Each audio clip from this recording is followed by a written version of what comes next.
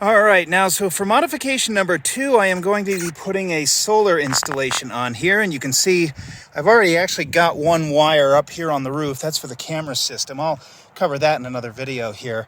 I apologize in advance. I am not going to be able to get very good video of this because there is really just no setting on my camera that's going to let me get the wide angles that I would need to show you all of it. But I am standing on a ladder on the front corner. You can see here's the front of the camper, and I'm just kind of looking out over the roof, figuring out where I'm going to put my panels.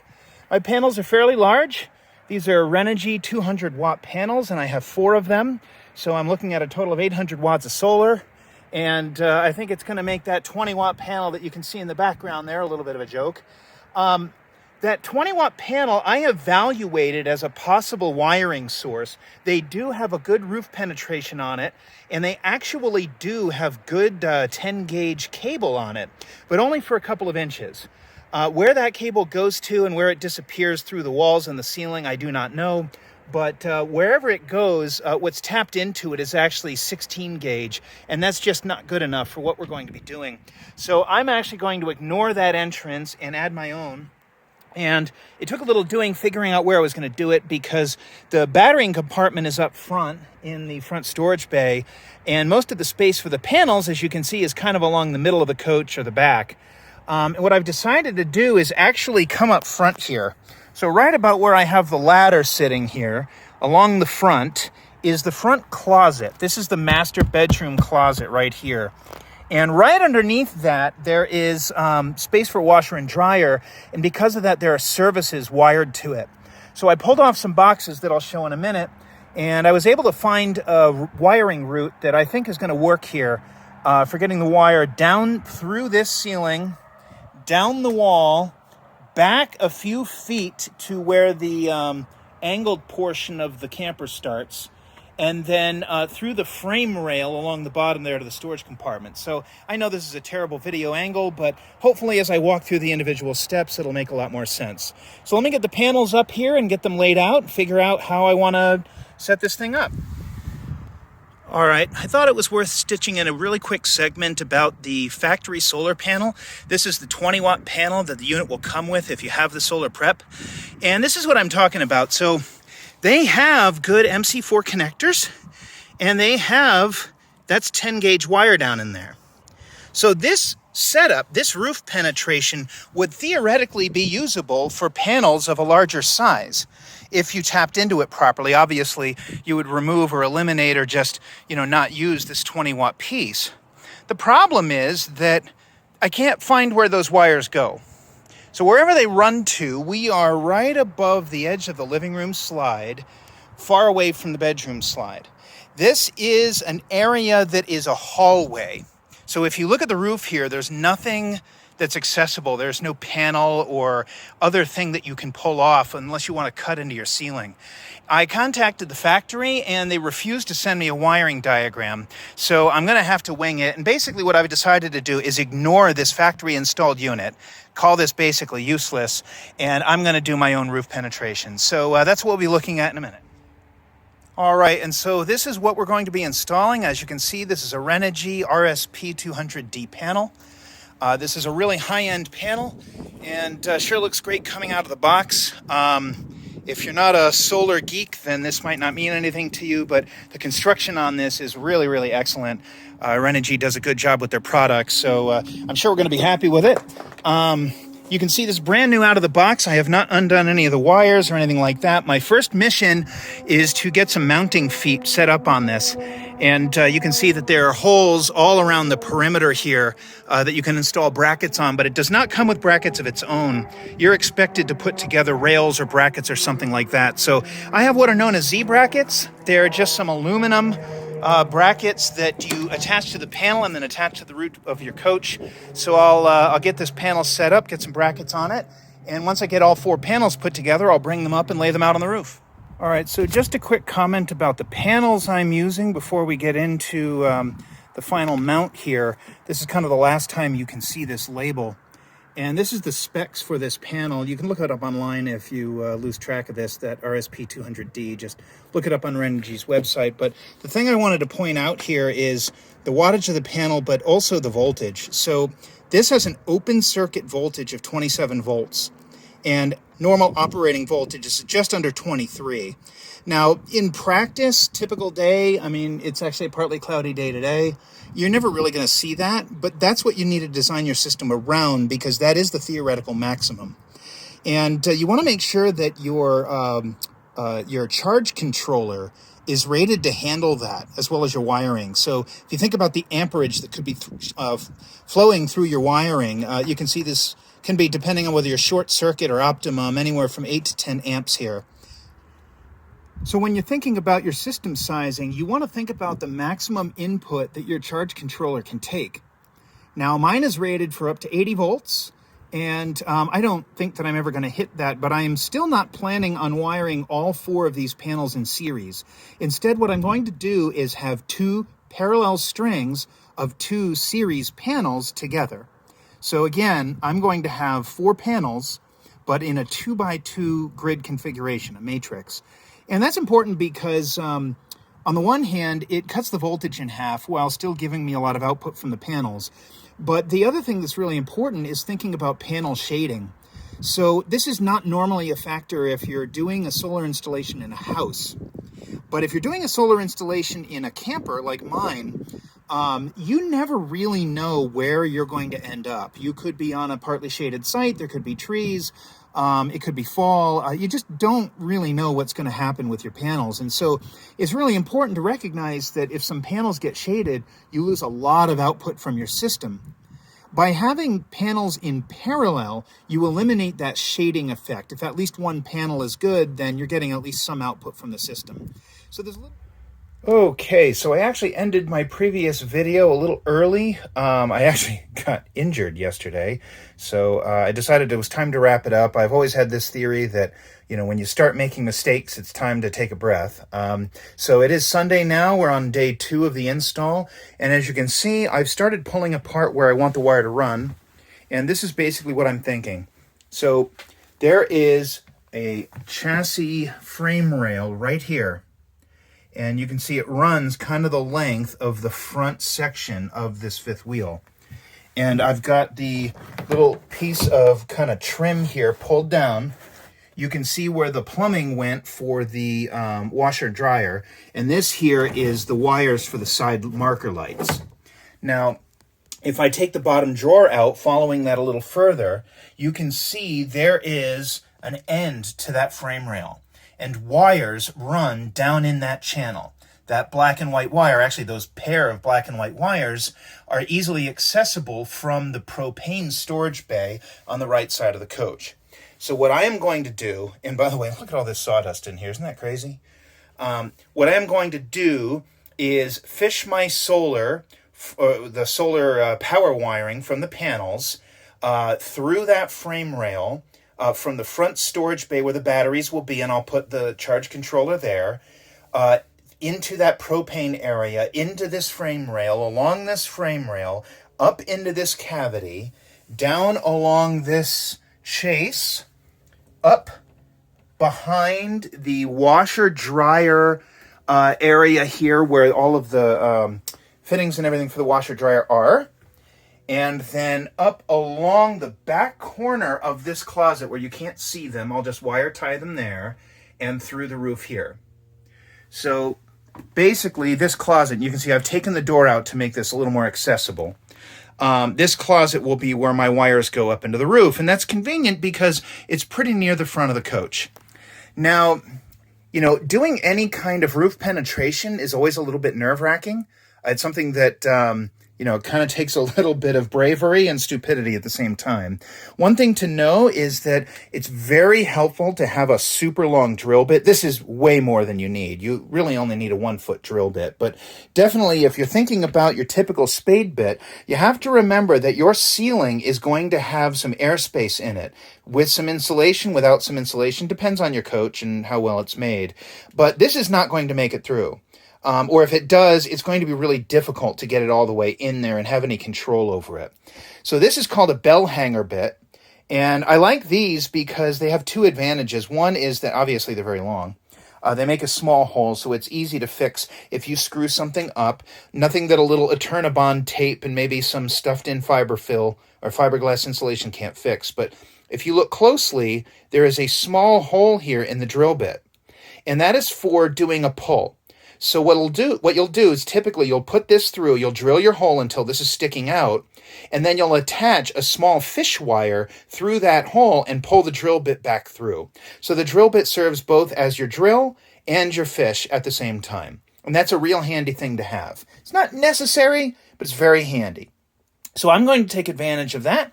I'm going to drill through the ceiling here. And before I do, I'm just going to take some last-minute measurements. It can be a little difficult to measure accurately from the outside of the coach. So what I'm going to do is measure from the outside of this window frame over to where I think I'm going to be coming up. And we'll take a look on the roof at where that'll come out and what that'll mean for our solar panels. Okay, so you do a solar install, you're going to spend a lot of time on your roof, and here we are again. This is about the layout that I was thinking. This leaves me with plenty of room on the rest of the roof for expansion, but also, storing, maybe kayaks or paddle boards, anything along those lines, kind of in this rear area. I didn't want to put solar panels back here until I was ready to actually expand the system, because who knows what I'll be carrying. I mean, we've only had the coach for a couple of weeks. And by the way, while I'm up here, definitely install slide toppers. If you look, you can already see debris building up on the tops of the slides, and that's not good for your seals, and that stuff will bring bugs and dirt and debris into your camper. I've got one slide topper installed already, and I just wanted to test out the brand, so I'll be getting a couple more of those. But back to the point of being up here, so I'm going to be putting these panels in more or less this configuration, maybe not this far apart, but something along these lines here. And you will not always hit a stud when you're doing this. It is okay to get down just into the luan. That plywood is a little stronger than you realize, and you are going to be putting 8 screws into every panel. Plus the panels weigh a good 20, well, no, actually, I think these weigh about 40 pounds a piece. So they're not going anywhere. These are not good airfoils. They're not going to pick up and go flying off if you attach them right.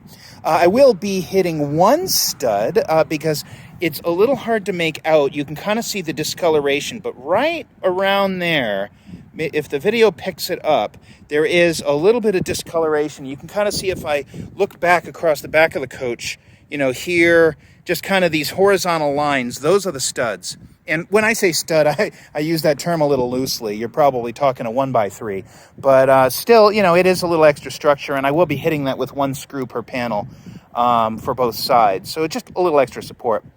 But anyway, the reason I was measuring from that window is because my roof penetration is going to come up under one of these panels.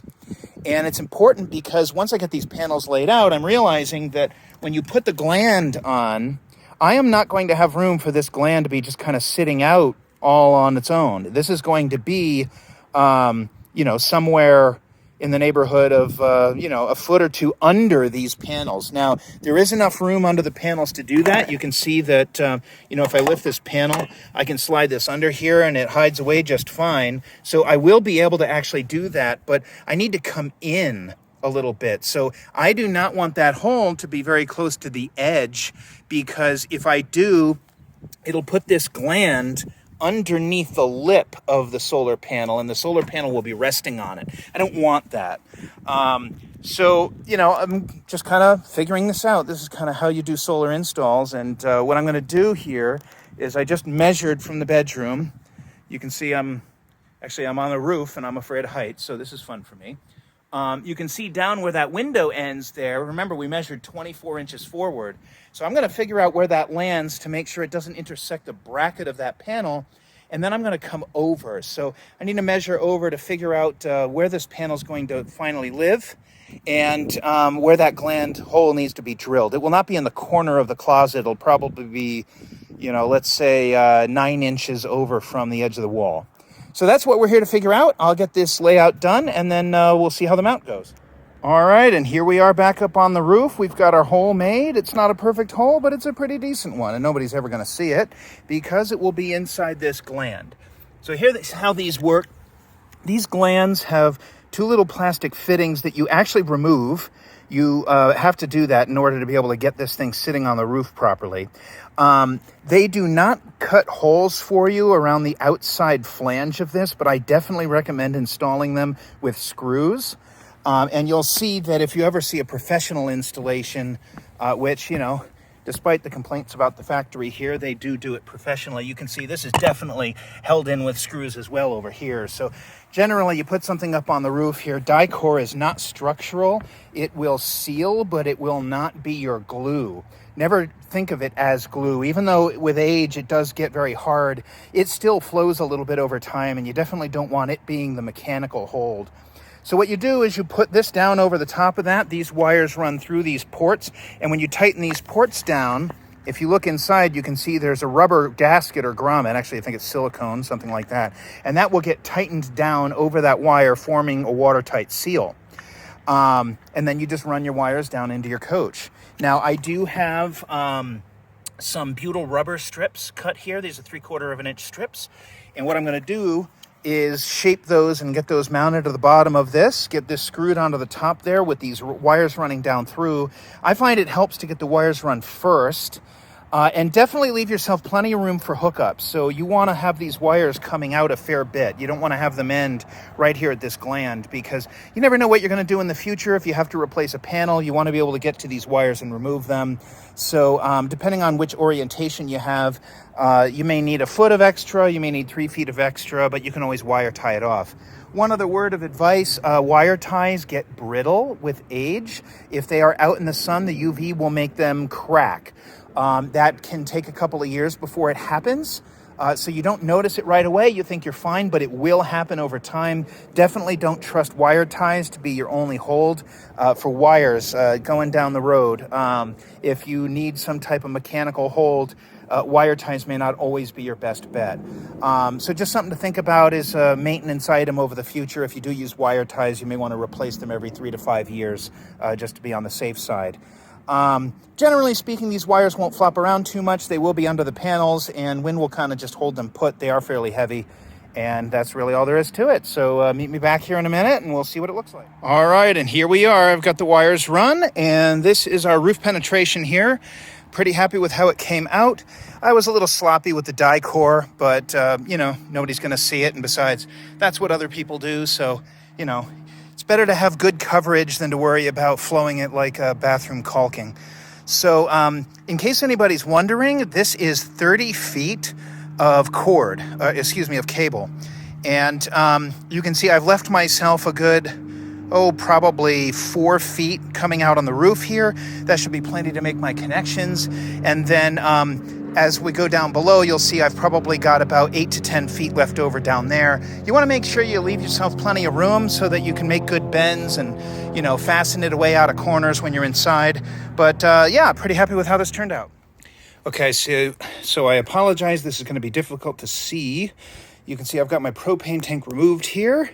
And this is the propane storage bay. And inside this bay, there is a bulkhead penetration there that goes over into the storage bay. And you can see there's wiring already run through one of the holes.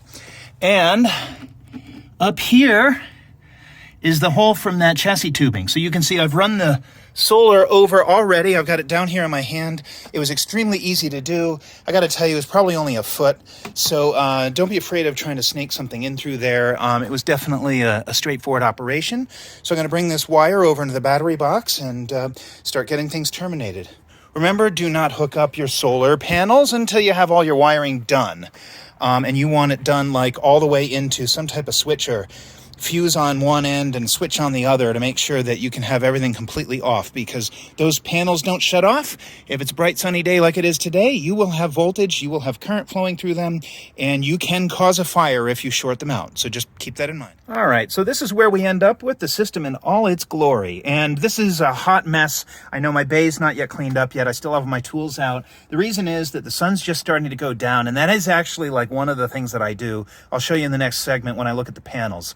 But I like to finish and turn the system on when the sun is kind of going down. That way, you don't have a ton of voltage in your panels. You don't have a ton of current coming out of them. You can make sure everything's working, but you don't have sparks flying all over the place if there's something wrong. So this is the EP-Ever solar charge control. I'm a real big fan of this series. This is the higher end unit. And you can see in the higher end units, they've got this nice panel that comes off the bottom here that kind of trims everything up and makes it really easy to do your wiring. And they've got really great hold downs for all the wires.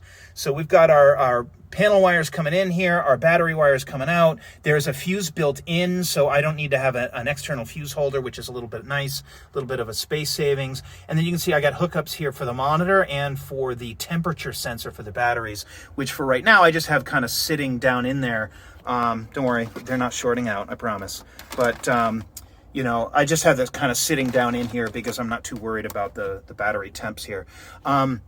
That's my main bus for the camper, and you can see that they just kind of have a copper strip mounted to some breakers. This is pretty typical. What I've done here is where the wiring comes down, I have it wire tied in a couple of spots, and I kind of stuffed them behind a little plastic panel. I cut up a little piece of a Band-Aid box or something like that, just to put there and kind of give a little extra wiggle protection so that those things aren't coming up. This main bus is pretty exposed. There's really nothing to cover that up there. Maybe someday I'll put a box in just to trim this up and make this look a little bit nicer. But for right now, you know, that kind of just gives me some peace of mind. And then I have a switch here. This is the input from the solar panels. So you can see that wire comes down here and then up into here. And don't worry, the video doesn't make it very clear, but nothing's rubbing. Everything has wiggle room and margin, and I'll be wire tying all of this off to make sure nothing's moving around. So I have the ability to shut off my panels, which is something that I like. The lower switch is the switch that came with the camper to shut off the batteries, which is also important. And this switch over here is for the inverter. It's not super obvious, but this cable that comes down here and loops back up and around goes through a fuse, and that is the inverter to run the fridge. Now check this out. It is almost dark, and I am getting just about 0.6 amps. Oh, that's a terrible video. 0.6 amps of charge into the batteries. Only got 14 volts on the panels, and I'm already getting half an amp of charge. It is around 7:45 p.m., and you can see if I come out here, we've got a very smoky day here in Colorado, and the sun is going down. So there's just a little bit of it peeking out from some clouds back behind here. So it's going to be a beautiful sunset, but it's pretty impressive that I'm getting that much charge with that little light in the air. And you can see part of the reason is that I do have 3 of the 4 panels right up on front, and that panel on the left is surely catching a fair bit of it. So let's go up and take a look at how the panels turned out. All right, folks, so this is the panel installation, and you can see that on all of the feet, I've got quite a bit of Dicor, and I actually like to use 2 different Dicor products when I'm doing this. There is a non-sag version and a self-leveling version. So what I do is I put the non-sag version on the bottoms of the feet. I don't like to use butyl rubber underneath these mounting feet. And the reason is that that stuff has some flex and some flow to it. And if you attach something with it, you'll see it kind of flows out from the joint. Well, it doesn't stop. If you have any gap under that stuff, on a very hot day, it can flow just a little bit more and your joint can loosen up. And I don't really like that for doing this kind of installation on a roof deck. I want these panels absolutely rigid and not going to move anywhere over time. So what I do is I do the non-self-leveling. I lift the panel up, put the non-self-leveling, just goes on like a bead of caulk on the bottom of the feet, and that's just to provide some final sealant on the bottom. And then I come in after I get the screws put in, and I'd use the self-leveling material on the top.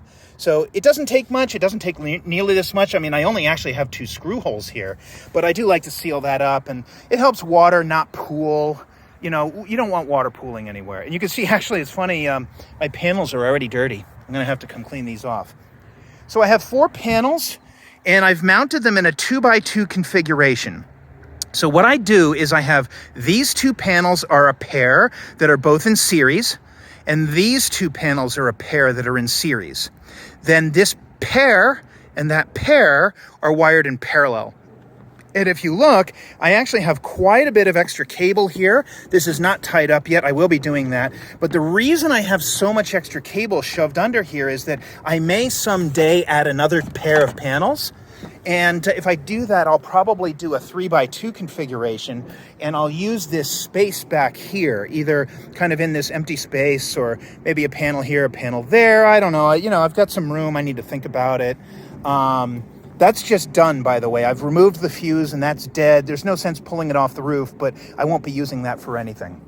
But yeah, so in any case, what I've got going on here is a 2x2 configuration, 2 series, 2 parallel. And you can see that I've got, these are the cables that run down into the coach. And on the positive terminals, I have a pair of fuses, one for each set of lines. And those are 30 amp fuses in this case. The panels are rated for just under 10 amps short circuit. So that will blow at a little bit over what they're rated for. I could probably do a 20 to 25 amp fuse, but 30 amps pretty standard, and I'm fine with that. None of this is meant to be advice, by the way. If you're watching this, if you're criticizing this, if you're having a good laugh, this is me sharing my experience, not telling you what to do. So if you want to do a different setup, I won't be questioning you on your video, and you don't question me on mine. I will be tying all these wires up. That's my next step here, but I just wanted to show that, again, it is late at night, it is getting dark, and I'm getting half an amp of charge out of this system. I do have a lot of capacity here, and my expectation is tomorrow evening when I come back just to double check on everything, that my batteries will already be fully charged. That is how I sized the system. I did the math, and that's what you should do. Don't just willy-nilly throw random panels up. What you want to do is calculate your load and your needs and your battery capacity. And if you can, try to do a margin of 2 so that half a day of charging gives you a day's worth of capacity. That's a luxury, but it is nice to be able to do that if you can. And we are planning on running an electric refrigerator. And we are planning on running our furnace. Those are the 2 biggest draws. We really don't have too much else that we'll be camping with. It's really just being able to do those and a couple of small lights that are LEDs, so they don't take much power. But it is important to us to be able to run those and to run them well. Particularly the refrigerator during the summer. Cleaning out the fridge after every camping trip is a hassle for us because we camp literally every weekend, but can't leave it running during the week because it's electric only. So my plan is for this system to be able to hold it up during the week while we're waiting between camping trips. And I think I've got it, and I'm happy with the setup. And I may do some tweaking, and I'll probably show a couple of final walkthroughs of the storage bay, but that's a lot, and that's about it. Thanks for watching.